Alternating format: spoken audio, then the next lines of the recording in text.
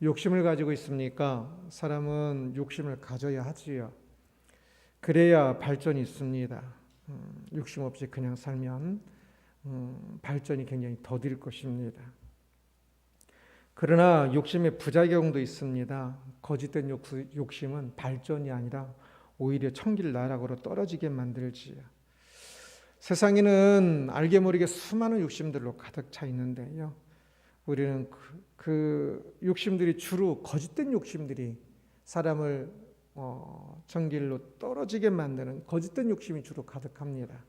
그 속에서 우리는 우리가 가져야 하는 선한 욕심을 거짓된 욕심을 분별하고 선한 욕심을 따라갈 수 있기를 소원하며 오늘 말씀을 함께 보고자 합니다.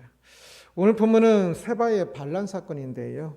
세바는 다윗에 대항하여 나라를 세우고자 하였습니다. 다윗을 대항하여, 다윗이라는 그 위대한 인물을 대항하여 나라를 세울 정도면 대단한 꿈이 있는 것 같기도 하는데요. 그렇지 않았습니다. 단지 욕심이 낳은 총극으로 끝나지요. 1절을 함께 보겠습니다. 마침 거기에 불량배 하나가 있으니 그의 이름은 세바인데 베냐민 사람 비그리의 아들이었더라. 그가 나팔을 불며 이르되 우리는 다윗과 나눌 분깃이 없으며 이세 아들에게서 받을 유산이 우리에게 없도다. 이스라엘아 각각 장막으로 돌아가라 하매, 다윗이 예루살렘으로 복귀하고 있는 것이 배경입니다. 이때 요단강 가에서 유다 지파에서는 많은 사람들, 거의 대부분 사람들이 왔는데 다른 지파 사람들은 그 연락을 제대로 안 되어져서 그 대표들만 이렇게 조금 더 나와서 마중을 하고 있었는데, 이것이 문제가 되어서 유다 지파 사람과 북이스라엘 지파 사람들 사이에 왕을 모시는데 너 왜 너희들만 왔느냐, 왜 너희 우리의 혈족이니까 그랬다 하면서 자신들의 자기 지파의 사사로운 이익을 위하여 싸우는 것이 오늘 본문의 배경입니다. 유다 지파 사람들과 다툼을 하고 있던 그 북이스라엘의 지파 사람 대표들 중에는 세바라는 사람이 있었습니다. 마침 거기에 불량배 하나가 있으니 그의 이름은 세바인데 베냐민 사람 비그리의 아들이었더라라고 말합니다. 성경은 주로 누구의 아들이었다라고 이야기하는 것은 왜 꼭 그렇게 누구의 아들이었다라고 이야기할까라고 생각할 수 있는데, 그것은 이제 우리식으로 하면 성이라고 생각하면 됩니다. 그래서 이름은 석환인데 장석환 있는 것처럼 여기도 이름은 세바인데 이제 지금 이 당시엔 성이 없으니까 세바라는 이름을 가진 사람 많이 있는데 석환이라는 이름을 가진 많은 사람이 있는데 성이 뭔가 라고 할 때 비그리 아들 세바다라고 해서 이렇게 앞에 성을 붙이는 것과 비슷한 역할을 하는 겁니다. 그런데 이제 그를 불량배라고 표현하고 있습니다. 이 세바가 지금 베냐민 지파 사람인데 이곳에 와 있는 것은 그가 베냐민 지파의 대표로 온 것으로 베냐민 지파의 리더의 역할을, 장로의 역할을 하는 사람이었을 것입니다. 그런데 성경은 그를 불량배다라고 표현을 하고 있지요. 새 번역이나 다른 번역들 보면 건달이라고 번역하기도 하고 무례한, 머리가 없는 그런 식으로 번역하기도 하는데요. 이 불량배 하면 이 한글의 이미지는 뒷골목 깡패 같은 그런 뉘앙스를 가지지만 원어 히브리어의 뉘앙스, 의미는 그것과는 조금 다릅니다.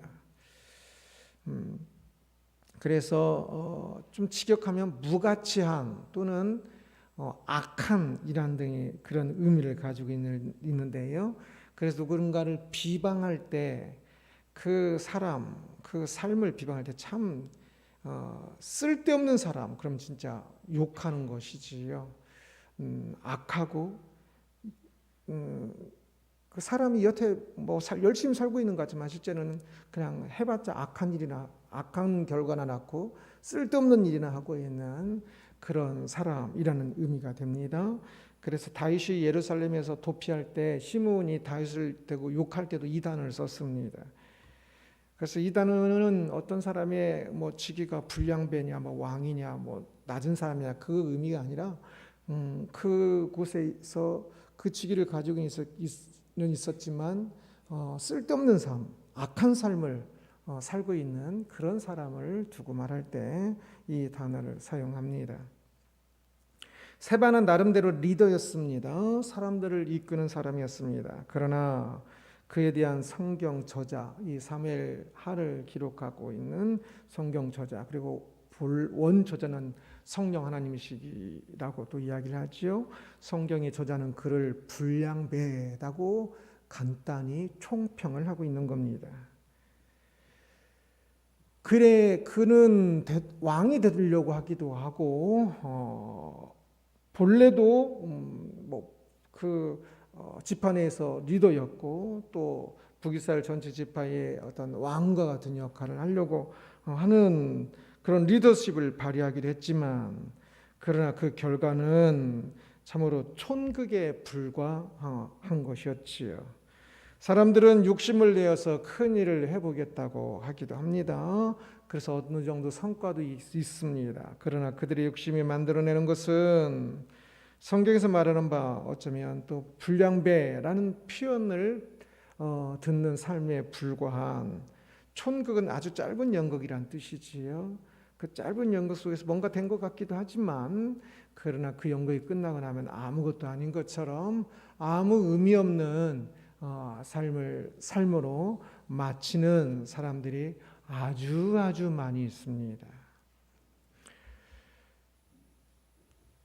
이 세바는 우리는 다윗과 난을 분기시옵으며 이새의 아들에게서 받을 유산이 우리에게 없도다라고 말하면서 유다 지파와 북이스라엘 지파를 이렇게 나누는 분리를 선포를 합니다. 2절입니다. 이에 온 이스라엘 사람들이 다윗 따르기를 그치고 올라가 비그리의 아들 세바를 따르나 유다 사람들은 그들의 왕과 합하여 요단에서 예루살렘까지 따르니라. 온 이스라엘 사람들이 이제 다윗 따르기를 그치고 이제 세바를 따랐다라고 이야기합니다. 세바의 시도가 일정 부분 성공하고 있는 것입니다. 그 위대한 왕 다윗보다 지금 이 순간만큼은 세바를 따르는 사람이 더 많이 있는 겁니다. 세바는 왜 다윗을 대항하여 일어났을까요? 그가 이제 다윗을 대항하여 일어난 직접적인 계기는 유다 지파와 북이스라엘 지파 사이에 서로 자기들의 이익을 챙기려는 반목 때문에 생긴 것이었습니다.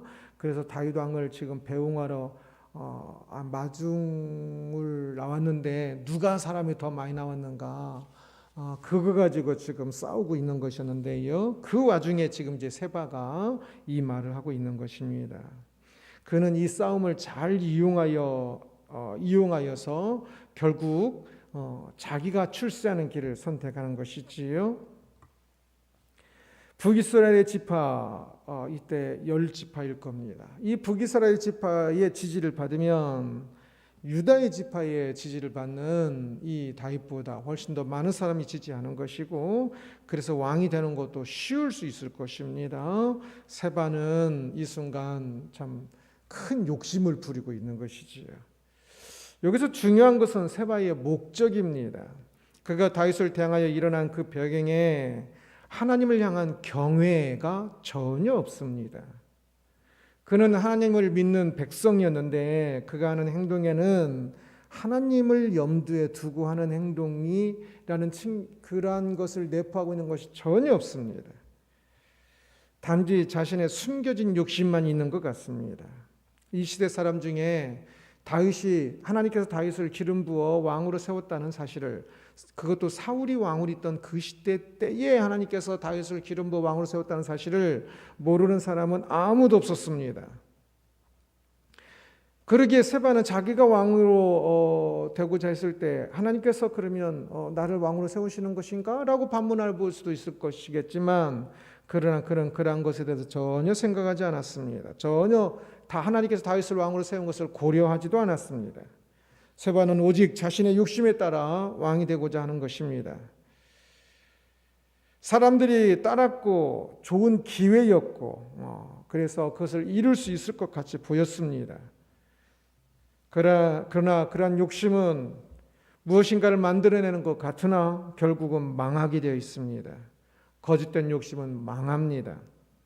세바는 결국 불량배라는 의미로 불리며 가치없는 삶이었다고 성경 저자는 거의 왕에 근접했으나 그러나 전혀 가치없는, 다른 곳에는 이름도 안 나옵니다. 전혀 가치없는 삶으로 마쳤음을 이야기하는 겁니다. 사람들이 욕심으로 무엇인가를 이루기도 합니다. 그러나 그것은 지극히 짧은 순간 총극에 불과합니다. 세상의 욕심으로 무엇인가를 이룬 삶을 보십시오. 그때는 뭔가를 대단히 뭔가를 이룬 것 같지요. 다윗을 대항해서 뭔가를 지금 이루어가고 있으니까 대단한 모습인 것 같아요. 그러나 가치없는 일에 불과합니다. 그래서 야고보서 1장 15절에는 욕심이 잉태한 즉 죄를 낳고 죄가 장성한 즉 사망을 낳느니라 라고 이야기하지요. 거짓된 욕심은 뭔가를 이루는 것 같기도 하지만 그러나 그 거짓된 욕심은 죄를 낳을 뿐입니다. 그 죄는 영원한 멸망에 이르게 하는 것이고요. 그러기에 우리가 세상에서 무엇인가 막 더 가지고 막 더 하려고 하는 것 같지만 그러나 그것이 거짓된 욕심이 아닌가를 잘 살펴야 하는 것입니다. 하나님께서 나에게 주신 소명인가 아니면 거짓된 욕심인가, 혹은 선한 일까지도 잘못된 욕심일 수 있습니다. 하나님께서 나에게 주신 소명들이 있는 것입니다. 그러기에 욕심이 아니라 조금 더 하나님께 나에게 주신 그 선하면서도 나를 향한 나에게 주신 그 일에 욕심을 내고 가야 하는 것이지, 무조건 돈이 더 많으면 좋을 것 같고, 무조건 교회가 더 부흥하면 좋을 것 같고, 무조건 뭐가 더 하면 좋을 것 같지만 그것조차도 실제로는 명분만 그러할 뿐 실제로는 거짓된 욕심으로 가득한 경우를 참 많이 봅니다. 그러기에 우리는, 신앙인은 자기가 가고 있는 그 길, 가야 하는 그 길을 겸손하게, 욕심은 가지되 진짜 나를 향한 하나님의 뜻을 향한 욕심을 가지고 그 선한 일에, 나를 향한 선한 일에 욕심내며 가야 하는 사람이 되어야 할 것입니다. 요압은 다윗이 왕으로 있을 때 거의 모든 시간을 군대 장관으로 보낸 사람인데요. 이제 이 세바를 진압하는 장군으로 요압이 나옵니다. 다윗이 왕이 된부터 죽을 때까지 거의 모든 기간을 요압이 군대 장관으로 있었습니다. 그러나 아주 잠시 군대 장관에서 강등된 적이 있는데 바로 그것이 오늘 본문의 배경입니다. 압살롬과의 전쟁에서 왕의 명령을 의도적으로 어겼지요. 그래서 다윗은 또 이 압살롬 편에 섰던 사람들과의 연합과 그리고 요압에 대한 일종의 잠시의 징계 차원으로 아마사를 군대 장관으로 세웠는데요. 다윗은 새로 군대 장관이 된 아마사에게 유다 지파에서 군사를 모아오라고 명령을 합니다. 그런데 그가 사람들을 제대로 모으지 못하고 지체되어서 조금 늦게 합류하게 되는데요. 이 늦게 합류하여서 아마세가 요압을 만나는 이 과정을 성경에서 좀 과하다 싶을 정도로 자세하게 이야기를 합니다. 그래서 설교도 이 부분은 조금 더 자세하게 보려고 합니다. 8절입니다. 기분 큰 바위 곁에 이름에 아마사가 맞으러 오니 그때 요압이 군복을 입고 띠를 띠고 칼집에 꽂은 칼을 허리에 맸는데 그가 나아갈 때 칼이 빠져 떨어졌더라. 지금 요압과 아마사가 만나는 거예요. 아마사가 좀 늦게 왔다 그랬죠. 그 늦게 온 아마사를, 지금 아마사가 군대 장관입니다. 요압이 그 아마사를 맞으러 나오는 겁니다. 그런데 이제 전쟁터에 나온 거니까 전부 군복을 입고 있겠지요. 그러면서 허리에 칼이 꽂혀 있다라고 이야기합니다. 이 칼은 큰 칼이 아니라 여기서 지금 칼은 단칼, 작은 칼일 겁니다. 그가 나아갈 때 칼이 빠져 떨어졌더라라고 이야기합니다. 칼이 떨어졌다는 것은 두 가지로 해석 가능한데, 하나는 칼이 땅에 떨어졌다는 의미일 수 있고, 하나는 칼이 이 군복 안에서 떨어져서 군복 안에 걸쳐 있다는 것을 의미할 수도 있습니다. 그래서 일단 다른 사람들이 볼 때 이 칼이 칼집에 칼이 없는 상태이겠지요. 그래서 요압에게는 칼이 보이지 않는 겁니다. 9절을 함께 보겠습니다. 거기서 이스라엘 백성이 다윗의 부하들에게 패하매 그날 그곳에서 9절이 잘못되어 있군요. 한 칸 더 내려. 네. 함께 읽겠습니다. 요압이 아마사에게 이르되 내 형은 평안하냐 하며 오른손으로 아마사의 수염을 잡고 그와 입을 맞추려는 체함에 오른손으로 아마사의 수염을 잡았다라고 이야기합니다. 이것을 오해하면 좀 싸우려고 하는 것처럼, 근데 그게 아니라 자연스러운 인사법입니다. 그래서 입을 맞추려는 체함에 아마 입으로 이렇게 볼키스를 하는 것 같습니다. 그러면서 이제 그 예의 바르게 서로 반갑게 우정의 인사를 하는 것처럼 하는 겁니다. 그러면서 오른손으로 수염을 잡았으니까 원래 칼은 오른손으로 잡지요. 그런데 칼 대신에 수염을 잡았으니 요압이 아마사에게 적의가 없는 것처럼 보였을 것입니다. 10절입니다. 아마사가 요압의 손에 있는 칼은 주의하지 아니한지라 요압이 칼로 그의 배를 찌르매 그의 창자가 땅에 쏟아지니 그를 다시 치지 아니하여도 죽으니라. 요압과 그의 동생 아비새가 비그리 아들 세바를 뒤쫓을세. 요압의 손에 있는 칼은 주의하지 아니한지라 라고 이야기합니다. 보통 칼을 오른손에 잡고 있겠죠. 그러나 지금 요압이 왼손으로 칼을 잡은 것을 이야기합니다. 그래서 처음 이렇게 인사할 때까지는 칼도 안 보였고요. 또 오른손으로 수염을 잡고 있으니까 이제 가까이 가면서 왼손은 안 보이겠죠. 칼은 안 보이는 상태에 있었는데 왼손에 있는 단검으로 아마사를 찔러서 죽였다라는 뜻입니다. 이 단검이 어디에 있었는지는 8절 해석에 따라 다르는데요. 땅에 떨어진 것을 주었다, 이렇게 인사하면서 주었다라고 이야기를 하기도 하고, 아니면 옷에 걸쳐 있는 속에 있는 것을 이렇게 뺐을 수도 있고요. 아니면 땅에 떨어진 것은 놔두고 일부러 땅을 떨어뜨려서 자기가 칼이 없다고 보이는 거고요. 속에 다른 칼을 하나 더 가지고 있어서 그 칼을 빼서 죽였다도 될 수가 있습니다. 여하튼 이 과정을 성경은 아주 자세히 묘사하면서 요압이 거짓으로 속이면서 아마사를 죽이는 이 과정을 자세히 설명하고 있습니다. 사람들이 욕심으로 무엇인가를 계획하고 실행할 때에 아주 자세히 참 실행하는 것을 마치 묘사하고 있는 것 같아요. 이것을 위해서 요압은 얼마나 많이 계획하고 생각했을까요? 이 살인이 결국 성공하여서 요압은 다윗의 군대 장관으로 다시 올라가게 됩니다. 그러나 이것이 무슨 의미가 있을까요? 요압이 강등됐다가 다시 군대 장관이 되어서 이제 죽을 때까지 군대 장관으로 있어요. 겉으로는 이제 그의 욕심 때문에 그의 장군의 그 라이벌을 인정하지 않고 자기만 최고의 군대 장관이 되어야 한다는 그 욕심으로 그 자리를 지켜낸 거지요. 요압의 차원에서는 참 좋은 것처럼 보일 수 있을지 모르지만 그는 성경을 표현하면 이 세바처럼 그 또한 불량배에 불과합니다.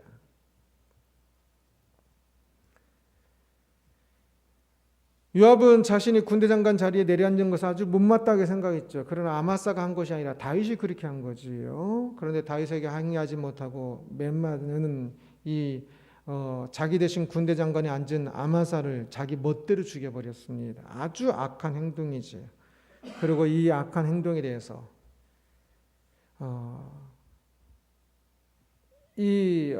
다윗은 기억하고 있다가 유언으로 솔로몬에게 이야기를 하고 요압의 이 죄를 물으라라고 이야기하고 솔로몬 때에 이 요압은 죽임을 당하게 됩니다. 요압은 자신의 욕심 때문에 아마사를 죽였습니다. 그것은 다윗에게 매우 큰 해가 될 뻔한 사건이지요. 이 유다 지파의 그 전에 압살롬 군대의 모든 사람을 지휘하던 사람이 아마사입니다. 그런데 다른 사람들이 보기엔 다윗이 아마사를 군대 장관을 세워놓고 아마사를 암살한 것처럼 보일 수 있습니다. 그러면 아마사를 따르던 모든 군사들이 다윗에게 등을 돌리게 될 수 있겠지요. 그럼 북이스라엘 지파 사람들도 떠났죠. 유다 지파의 군사들도 다 등을 돌려버리면 다윗에게는 굉장히 위험하게 될 것입니다. 그런데 이 요압은 오직 자기의 욕심을 위하여 다윗을 그렇게 위험에 빠뜨리게 하고 있고, 그리고 그 자기 욕심에 따라서 죄 없는 아마사를 죽이고 있는 것입니다. 욕심은 무엇이든지 행하게 하는 것 같습니다. 3절을 보겠습니다. 다윗이 예루살렘 본궁에 이르러 전에 머물러 왕궁을 지키게 한 후궁 10명을 잡아 별실에 가두고 먹을 것만 주고 그들에게 관계하지 아니하니 그들이 죽는 날까지 갇혀서 생갑으로 지내니라. 약간은 생뚱맞은 본문이 이 구절이 본문 속에 들어가는데, 이제 시기적으로는 동일한 그 시기입니다. 다윗이 이제 유단강에서 세바는 반란을 일으키고 가고, 다윗은 이제 예루살렘에 도착했는데, 예루살렘에 도착해서 다윗이 행한 일에 대한 일이 많을 텐데 다른 건 다 놔두고 이것만 이야기하고 있습니다. 후궁 10명을 잡아 별실에 가두고라고 말합니다. 가두고라고 하니까 이 부분을 조금 이 후궁들이 뭘 많이 잘못해가지고 그들을 감옥에 집어넣은 것처럼 생각하기 쉽지만, 그 처벌의 의미보다는 보호의 의미가 더 많을 겁니다. 가두고라는 이 단어는 성막을 경계할 때도 똑같은 단어를 씁니다.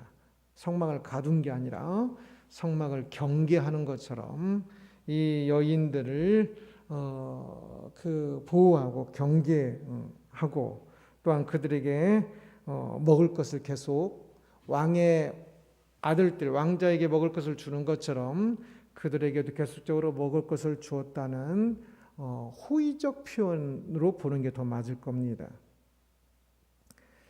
그런데 이 일은 참 슬픈 일이기도 하지요. 압살롬이 지금 다윗이 예루살렘을 떠나면서 후궁 10명을 왕궁을 관리하도록 남겨두고 갔는데, 그들을 이 압살롬의 책사가 그들과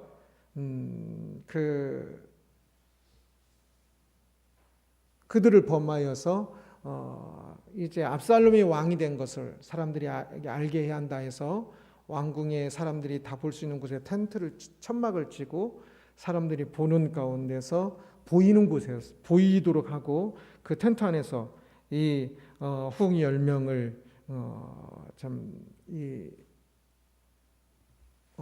과의 그 관계를 갖게 되거든요. 그 일로 인해서 이제 압살롬은 자기가 이제 왕이 됐다라고 선포하는 것과 같은 거고요. 그러나 그것은 성경에도 분명하게 금하는 이야기고 아주 잘못된 것이지요. 그런데 이제 그 후궁들을 지금 다윗이 어떻게 하고 있는지에 대한 이야기입니다. 이전에 그 압살롬과의 그 전쟁 속에서 압살롬의 그러한 일을 한 것 때문에 다윗은 굉장히 진짜 가슴이 미어지는 도록 슬펐을 것입니다. 자신의 탐색, 유부녀인 바세바를 범한 자신의 탐색 때문에 사실 이러한 일들이 일어나 있었던 것이지요. 그래서 그것이 다시 생각나게 되고, 또 이 전쟁 속에서도 하나님께서 다윗을 벌하시는 그 벌을 생각하고 있을 것입니다. 그러니 이 속에서 이 후궁들에 대한 여인에 대한 욕심이 생기겠는지요. 사람들의 욕심이 가득한데 그 욕심이란 것이 결국 무엇인지를 조금 더 생각해 보면 욕심으로 가지려고 하는 것들이 얼마나 어리석은 것인지, 그것이 진짜 지긋지긋하게 밉고 싫은 것인데 모르니까 그것에 대해서 욕심을 가지는 겁니다.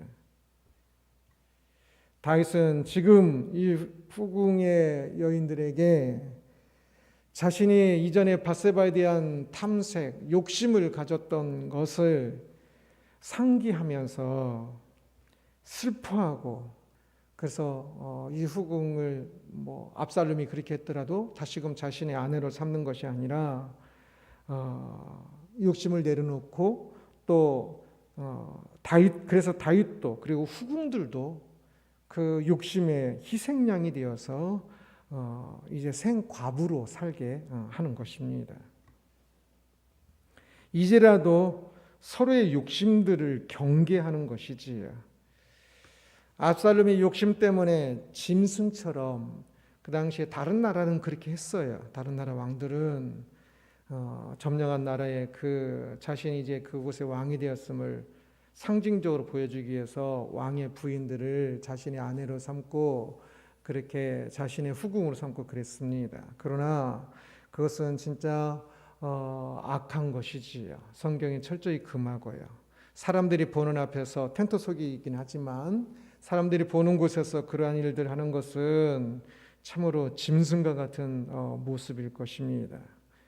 욕심 때문에 사람들은 참 악한 일들을 많이 해요. 당장은 멋있어 보일 수도 있지만 장군으로 그냥 팍 죽이고, 그러나 사실은 장군이 남자라면 진짜 싸우려면 정정당당하게 싸워야지 그렇게 비겁하게 죽이면 안 되는 것이지요. 욕심으로 사람들은 수많은 악한 일들을 합니다. 진짜 되돌아보면 짐승 같은 일들을 합니다. 그 속에서 신앙이 이제 바뀌어야 합니다. 욕심으로 채워지는 것이 아니라 무너진다는 것을 알아야 합니다. 크고 작은 많은 욕심들이 그렇습니다. 당장은 필요한 것 같으니까, 당장은 그게 있어야 할 것 같으니까 그것에 욕심을 내지만, 그러나 욕심내는 사람을 옆에서 보세요. 얼마나 추한지. 그리고 조금 더 큰 시각으로 보세요. 얼마나 악한지. 그렇게 욕심으로 점철된 인생은 그냥 불량배에 불과합니다. 왕이에요. 이 왕의 위치에 가까워졌던 장군이었던 뭐였든 그것은 가치 없고 악한 삶에 불과한 것입니다. 이 땅에서는 열심히 살았고 부자가 되고 뭐 자랑할 것이 있었던 그것은 불량배의 삶에 불과합니다. 그리고 하나님께서 진짜 창조하신 창조의 형상을 파괴한 짐승과 같은 삶으로 평가될 것입니다. 욕심 때문에라는 제목으로 말씀을 살펴보았습니다. 세바의 욕심 때문에 이스라엘 안에서도 또 전쟁이 일어났습니다. 그 과정에 요압의 욕심 때문에 또 살인이 일어나고요. 잘못된 압살롬이 저질러 놓은 그 악한 일 때문에 악한 일이 또 드러나기도 하고요. 그 과정에 다윗은 자신의 과거의 욕심 때문에 압살롬이 그 일을 저질러 해놓은 그것을 맞이하게 된 것을 보고 압살롬이 세상 말로는 똥 싸놓은 것을 치우는 거지요. 그런데 그 압살롬이 싸놓은 똥은 사실 이전에 자신의 죄 때문에 더 영향이 있는 겁니다. 그래서 자신의 그 욕심 때문에 다시 욕심을 상기하면서 아파하고 회개하고 있는 거지요. 욕심으로 수많은 죄가 일어나고 있는 세상입니다. 사람들은 자신의 진정한 가치를 잃어버렸기 때문에 자신이 본래 하나님의 형상 따라 창조되어진 영원한 존재요, 참으로 부족한 것 없이 진짜 하나님과 행복하게 영원토록 살게 될 존재라는 사실을 잃어버렸기 때문에